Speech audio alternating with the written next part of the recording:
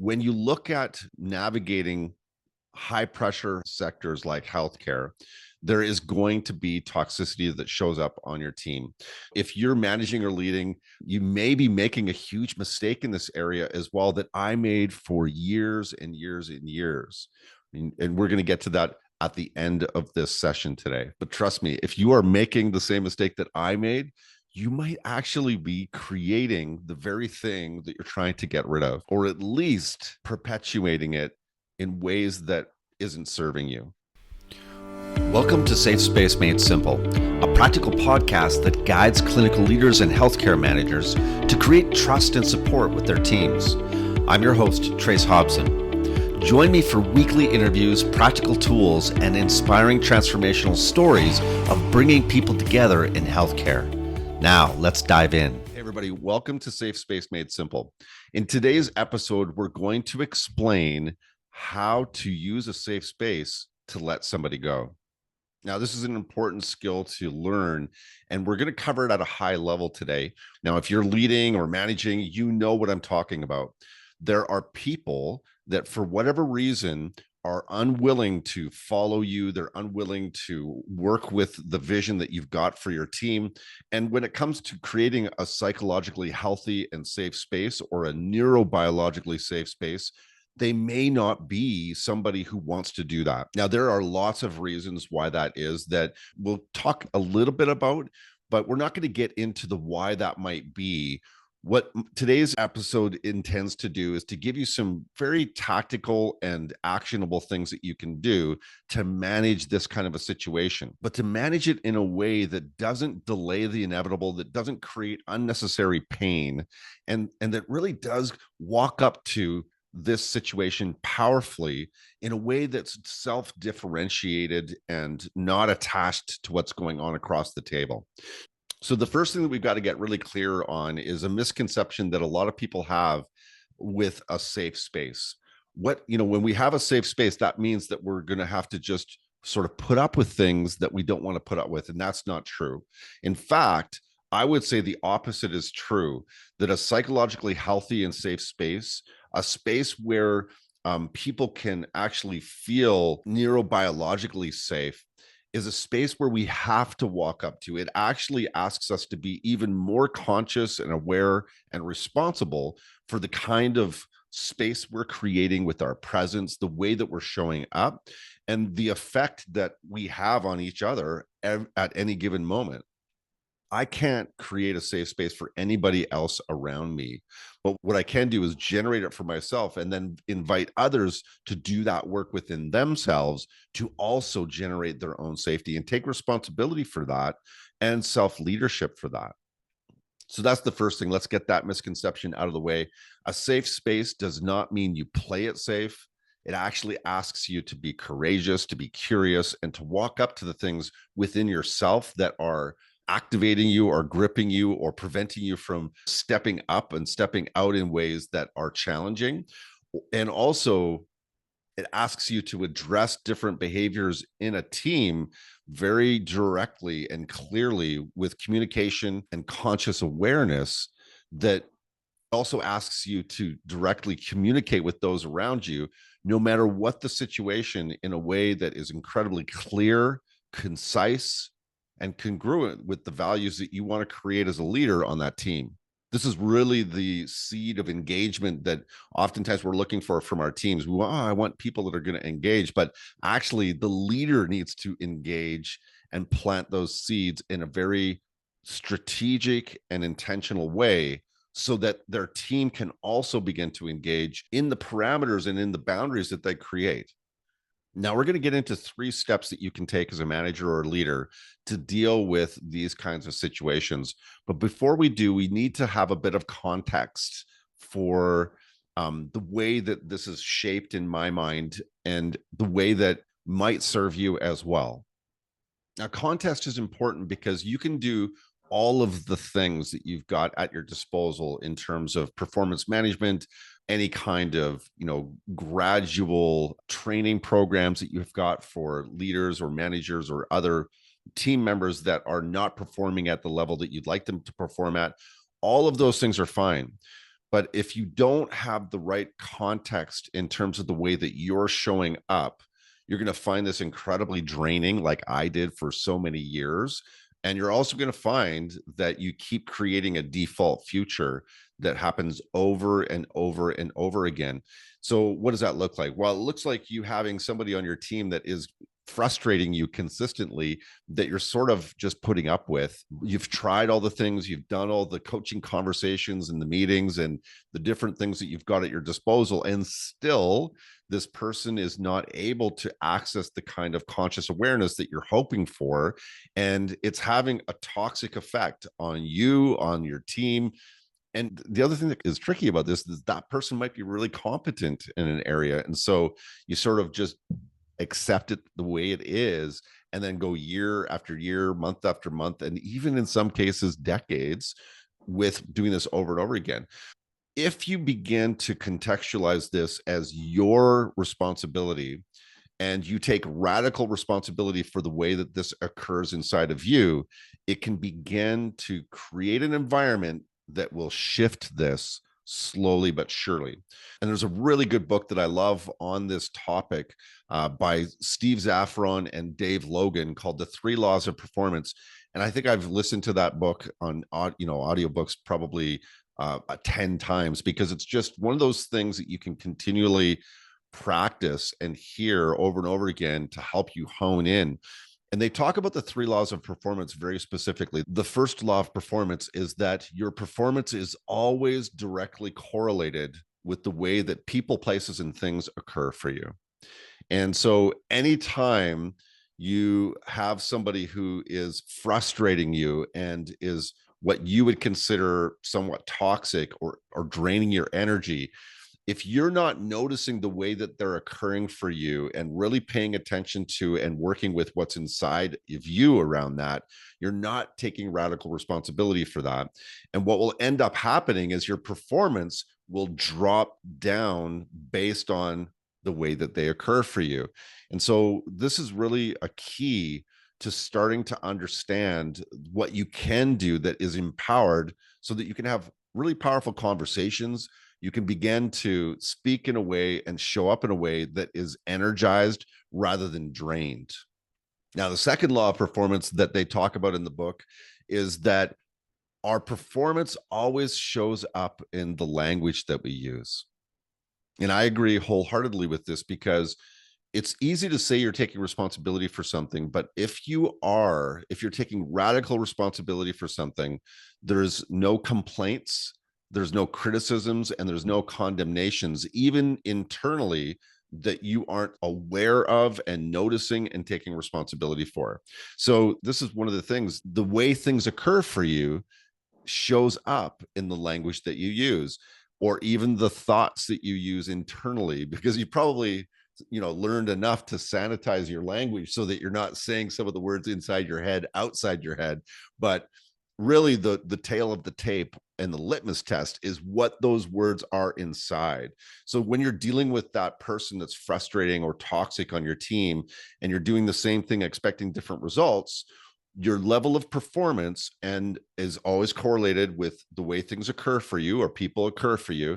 And then that leads into law number two, which is that the way things occur for you is always connected to the language that you are using. So as you're listening to the language that you're using externally and also internally, that will start to reveal for you how this person is occurring for you, which leads into law number three, which is that generative language creates a new future. Otherwise, if you're not aware of those three laws, if you're not aware of that radical responsibility that's going on internally, that is there in those complaints, criticisms, and condemnations, then what ends up happening is you're a part of this system that creates a default future over and over and over again, which is why this becomes super draining and also toxic. Now, there are specific self-coaching tools that you can use that will help you to work with what I'm talking about. But the real sort of basic input here is that the moment that you have awareness of what's going on inside of you, that's when it begins to change. So if you have an activation of some kind, some people call that a trigger. I don't really like that word trigger. It's more of an activator. It's an activation that happens. So you're dealing with somebody who's difficult to deal with, and you start to notice you're having a visceral physical response to that, an activation. Well, that is the beginning of noticing how this person is occurring for you. And when you start to notice that, and then you notice the language that you're using, and whether it's generating a new future or continuing to generate a default future, that's when you start to become aware in a way that can shift it for you. It's not even really about what that person outside of you is doing. It's more about the way that you're showing up with what it is that's going on for you. And on some level, in an unsaid way, we actually believe that we need to change things outside of us or a person outside of us in order to have what we want. And this is reflected in any time we blame somebody for something. Virginia Satir used to talk about this in her iceberg metaphor, that the blamer, the persona of the blamer, feels powerful in the moment, but they've actually just pointed at that was the gesture, she is pointing at that person over there, and that was actually giving away all their power, because what you're really saying is that I can't have relief until that person, place, or thing changes. And if you wait for that, I mean, I like, how long will that take? In fact, it might never change. So what do you do with this? So you can only lead within yourself. And when you take radical responsibility for what's going on inside of you, it can begin to shift. This is actually connected to the work that I do around systemic coaching, because the system that we're asked to work with in that space is not the other person at first. It really starts with us. It starts with the way that we work with what I'm talking about. It starts with the way that we work with how we feel in our gut, how we feel in our chest, how we feel in our head, and noticing that that is our responsibility, that nothing else, no one else is coming to take care of that for us. It's actually something that we need to take care of for ourselves. And we'll never take care of it by trying to get outside things outside of us to change so that we can finally be okay. Now, what I'm describing sounds simple and subtle, but it's very powerful, because when you slow down to the speed of your presence like this and you start to notice what's going on inside of you, it energizes the actions you take after the fact very differently. So just think about this. If somebody's occurring for you as, frustrating and toxic, the tricky part is that might even be true. They might be that way, but if you're not taking responsibility for those labels and the way they occur for you, then what you're going to do is take actions from that sort of energy signature, and you're going to contribute to that in different ways that are going to cause more reaction, and it's going to be perpetual. It's going to perpetuate this to happen over and over again, and you're going to expect different things, keep doing the same things, expecting different things to happen, and that's going to drive you crazy. I know it used to drive me crazy, because it feels so like that stuck feeling inside that's happening is just, man, it feels awful. It just feels awful. And you feel really, really stuck. So it doesn't have to be that way, depending on, your skill and your competency in working with what I'm talking about. And this is definitely a skill that you can learn, that you can practice, and that does make a huge difference in the way that you navigate everything, including your leadership and difficult people that you're working with. Now, once you've got that context in place, there are three simple things that you can do that will help you to change this in a profound way. Number one is you've got to set clear boundaries. As I look back on my own experience with this, it's amazing to me that I didn't learn how to set a boundary in my executive leadership role until I was probably about 40. And I was in a role, and it was a simple boundary. I felt like every time anybody came to me to ask a question, I had to answer it right in the moment that I was in. And when I started to learn that that was not working for me, and it was actually causing added anxiety and reactiveness for me. I had to take responsibility for the way that that was occurring for me. And I had to slow down and notice, like, what is it that I really want and need here? And what I wanted and needed was to be able to say, take a breath, look at the person in front of me asking the question, and decide whether I could answer it in the here and now, or whether I needed a moment. And that led to a very simple boundary, which was to say, no, not now. At first, that felt so hard to do, but when I got to my office, the first couple of times I would do it, I would say, now, no, I can't answer that question right now. I need a few moments. And then I would retreat to my office and close the door. The sense of relief that I got from that was incredible, because I was the person that had to have all the answers all the time. And of course, that's ridiculous. And I was exhausted and I couldn't actually do that. I don't care who you are or how great a performer you are or how much, money that you're creating in your business or how much results you're creating in healthcare. You can't do it all. And in fact, I learned much, a little later on, that my job wasn't actually to do those types of things anymore at all. It was to help the team to be who they are. So to set a boundary, there's a misconception that I had for a long time with this, that it was kind of a protective barrier that I would put up so that I would protect myself from people. Well, that's not true at all. It really is about going inside and understanding what you want and need to be able to function and be healthy and thrive. And you have to ask yourself the question, what do I want and need in this moment? And to slow down and put yourself at the top of your to-do list so that you can take care of yourself and be there for other people. I had to learn how to do that. That was so revolutionary for me to understand. I'm not protecting myself from anybody. I'm actually telling people what my limits are, and I'm sharing with them what I can do and what I can't do. And that invited a whole developmental program for me to let go of this idea that I had to be on all the time. And, that felt so vulnerable at first, but it also was incredibly helpful because I started to understand where I needed boundaries in every area of my life and work, with my daughters or with my partner or with my boss. I started to learn how to set boundaries that weren't about other people at all, but were all about me and what I could do and what I couldn't do and what I did want and what I didn't want, and saying yes and no. Rather than blaming people around me, I started to notice that when I took responsibility for it, then I would set boundaries around it, it was empowering. It was actually relieving, and I would feel an uptick in energy.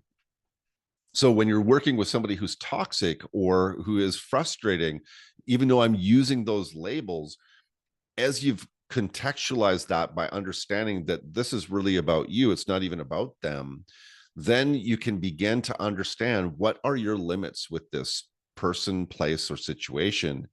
And then, of course, you've got to communicate them in very clear I language, what you need so that you can function. It's not about the other person anymore. And then you have to really detach from the way that that lands for them. As long as you're communicating in a respectful, professional way that's about you and not about them, that's all you can do. Oftentimes people will have expectations and they'll kind of have these ideas about what you should and shouldn't do. Well, that's awesome. And they're welcome to their perspectives. But at the end of the day, only you can decide. And so once you make those decisions and you really let go of having to have that person's approval for anything, then you can speak your truth, you can share your boundary, set your limit, and then let it be what it is for them. Let them have their own experience with that. Now, if they don't respect your boundary, then of course that's a different conversation. And you're probably even going to communicate a clear consequence if they're not able to respect your boundary or help discover a new solution or a new boundary that will work for you.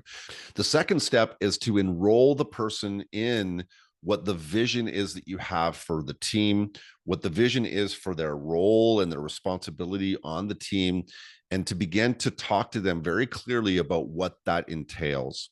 Now, you would think that everybody should always know what their role and responsibility is, but we come out of our lanes so much that it's really important for leaders to communicate and recommunicate and enroll people in what it is that they see as the vision for their role, how that might develop and evolve over time, as well as what the vision is for the team, so that they have a clear understanding of where you're going and why, and so that they have every opportunity to step into that flow and be a part of the team. Now, on another level, you can also enroll them in the possibilities that are available for them as an employee in their leadership development and taking responsibility for what's going on for them. If somebody's showing up in a way that's frustrating to the team or frustrating to you, it's really important to clearly communicate that and talk about that and discover together what might be there for each of you to take responsibility for. As you're the leader, it's not just about dictating to anybody what they should do. It's about coming with a sense of humility and sharing, here's my part in this, here's what I'm up to, and then also enrolling that other person in stepping into their responsibility as well. You're on your side of the street and they're on their side of the street. And so enrolling them in their developmental conversation on their side of the street, I believe, is a really strong and good function for leadership in today's high pressure, high stress sectors, because we can look at high pressure, high stress as something that is sort of a negative thing, but it actually can be a hugely positive thing if we allow it to sort of refine us over time. And a leader who understands that can also invite their employees into that same kind of developmental game too. And the third step is to let go, be self differentiated, and let go of the consequences that might be there if the person decides not to take responsibility for their part and continues to show up in a way that is not working for the team's culture or your vision. This is a really important one because it's subtle. We can come sometimes with our understandings and our hopes about what we hope for another person, but oftentimes people may not be ready for that. They may not want that, and that's totally fine. If you are unattached and you can let go of the results that you're hoping for with this person, then you can make new decisions that are not about them or you. They're about the stewardship of a team and a vision that you have. You have a role and a responsibility on your team as well. And so speaking to that makes it depersonalized. It's not really about you or about them. If you're on a clinical team of some kind in healthcare, you have a vision and a stewardship responsibility for the patient care in that clinical practice area that you're in. And so it's not even really about you or about them. It's about that. And as you cast that vision and you try to enroll them in it, oftentimes people may not want to step into the boat, and that's okay. Right? Like nobody has to do anything. You can't make anybody do anything anyways. All you can do is invite and enroll, and you can also set boundaries around what you're willing to accept and what you're not willing to accept. And then you've got to let go of the results and let go of the person too. This might actually lead to letting go of somebody, and then with everything I've described in this explainer video, to actually now get to the point where you're moving into anything that is performance management and looking at offboarding somebody and managing them out of your team. Ultimately, everybody gets a choice about what they're going to do, where they're going to work, and that is true. I think that part of what's tough sometimes for leaders to understand is that as they're observing somebody making their choice with their feet and with the way that they show up, it's sometimes difficult to walk up to those behaviors and call them out, right? There's lots of reasons why that's hard, but what makes it even harder is not doing it. And if you're still with me at the end of this video, this is the mistake that I mentioned at the beginning that I made over and over again, and that I see a lot of leaders making as well.